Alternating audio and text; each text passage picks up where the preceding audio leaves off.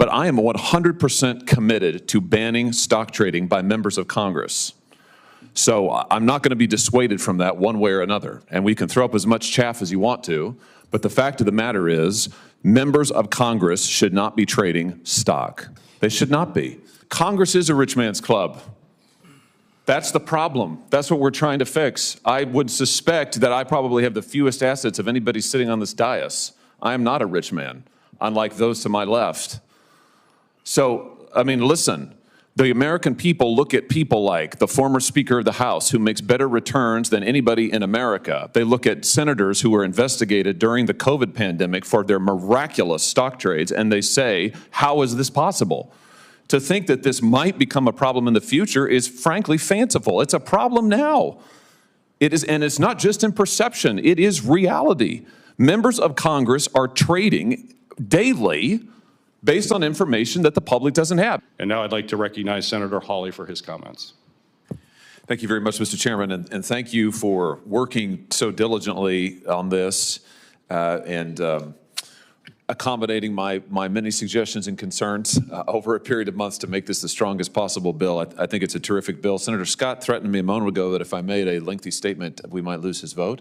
So I will be extremely brief. I just want to point out that the historic nature of this finally getting to a vote. There's been a lot of talk about banning stock trading by members of Congress. Never have we been able to get a vote. We're going to get that vote today. And I just think that this is such a simple proposition. The American people, when I go home and I say to folks, they ask me about stock trading, here's the thing that absolutely stuns them. They can't believe that it's legal already. They can't believe we can currently do it. Most members of the public think it's already banned. And when I say actually it's 100% legal, they say why? And there's no good answer to that question. We should be here to focus on the public's business, not private gain. We shouldn't be here day trading. We shouldn't be here focusing on our stock portfolios. We should be here doing what the American people sent us to do. And that's what this bill is about. With that, I yield back, Mr. Chairman. I came in here happy to vote yes on this self-flagellation. For my own part, what I did when I ran for office, I divested myself of all my marketable securities, turned them into cash. I've been sitting on cash. And you know how much I've lost in terms of opportunity cost since that point in time. So, from my standpoint, I was able to do that. I had the capability of doing that. And I thought that'd be the honorable thing to do. My wife has since purchased an ETF, which this does exempt, and I think that's a good thing. I would caution people in terms of, I'm going to vote no now. We don't want to turn Congress into a rich man's club. I think it's already suffers from that. And again, I thought also, and I would want clarification, mainly the reason I'm asking this, is are private businesses exempt or not exempt from this? I was told, again, it's hard to interpret legislative language, but if, I had a rather large manufacturing company, which I did not divest myself immediately, I since have, but that would be grotesquely unfair. We're going to limit the number of people, by the way, qualified people. I actually want people with manufacturing experience or business experience. People who've been successful in life. I'd like to see successful people come to Congress and bring their successful skills to bear here. So, again, I agree with Senator Romney. Insider trading is already illegal. I don't know. I think there's all kinds of suspected abuse. A lot of people come into Congress and all of a sudden they're multimillionaires later. But I think we do need to exercise caution. But again, I'm primarily speaking at this point because I want clarification. Does this or does this not exempt a private company of somebody who's going to run for office or a member of Congress? I mean, all of a sudden, does that have to be divested? Because I think that'd be a travesty, quite honestly. Is there an answer to that question? The answer is that it's exempt if it's a small business as defined by the Small Business Administration. So how small is small defined by? 500 and under. 500,000. 500 employees and under is a small business. Yeah. Definitely put me down as no. So let me ask a question. So if you have 1,000 employees and you own it and it's just your private business, you have to divest of that business? Yep. Well, that's insane. Yeah. I mean, who would want to do that? I mean, farms, family businesses have been going on for generations that they keep together, and sometimes families divide it by shares. We're going to make people divest of those privately owned businesses, and we think that's a good idea?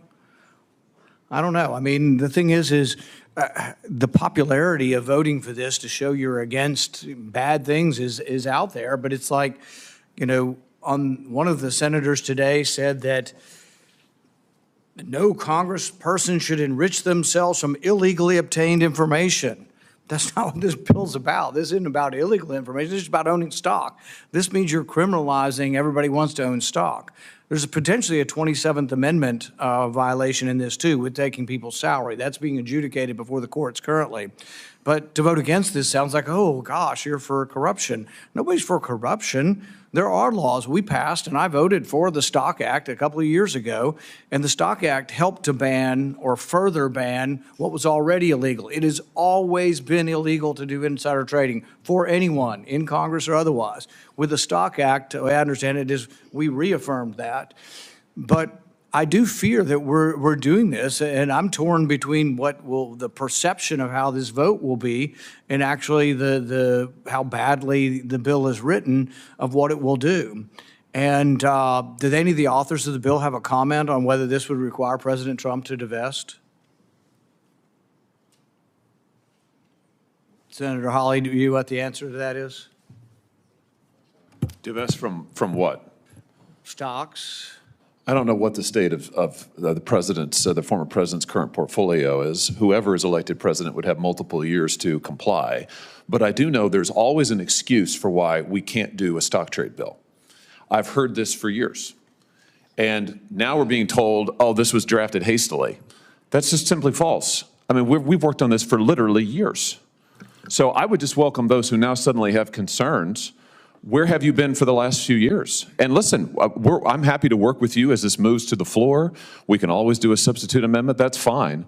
But I am 100% committed to banning stock trading by members of Congress. So I'm not going to be dissuaded from that one way or another. And we can throw up as much chaff as you want to, but the fact of the matter is, members of Congress should not be trading stock. They should not be.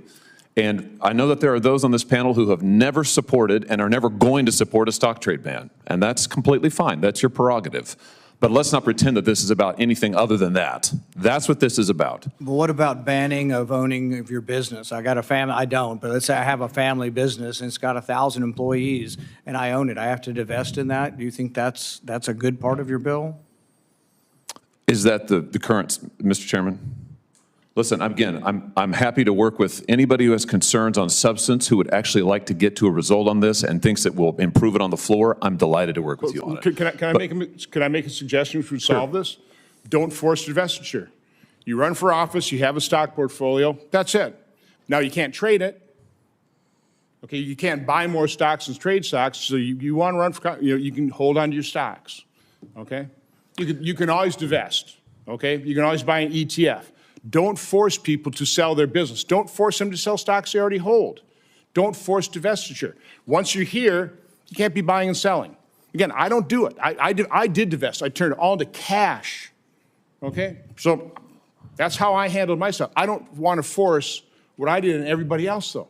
Not everybody's in my position. I don't want to turn Congress into rich man's club. And by the way, I certainly don't want to impose this self-flagellation on other branches of government. We can do this to ourselves. I don't think we should do it to the executive branch or the judicial branch. Can I just, Congress is a rich man's club. That's the problem. That's what we're trying to fix. I would suspect that I probably have the fewest assets of anybody sitting on this dais. I am not a rich man, unlike those to my left. So, I mean, listen, the American people look at people like the former Speaker of the House, who makes better returns than anybody in America. They look at senators who were investigated during the COVID pandemic for their miraculous stock trades, and they say, how is this possible? To think that this might become a problem in the future is frankly fanciful. It's a problem now. It is, and it's not just in perception, it is reality. Members of Congress are trading daily based on information that the public doesn't have. And now we've heard the insider trading. I understand that insider trading is banned, but let's be honest. Members of Congress get information that is technically not insider information as defined by the securities laws that is nevertheless extremely beneficial to know, and often we get it earlier than other people do. That's why senators rushed to trade stock at the beginning of the pandemic and were investigated for it. Ultimately couldn't be prosecuted because technically it wasn't a violation of the securities laws. Was it a good idea? No. Should it be happening? I submit that it should not be. So again, I just want to say to anybody who would like to support this bill but says I have concerns over technical aspects of the drafting, I hear you loud and clear, and I'm happy to work with you on that.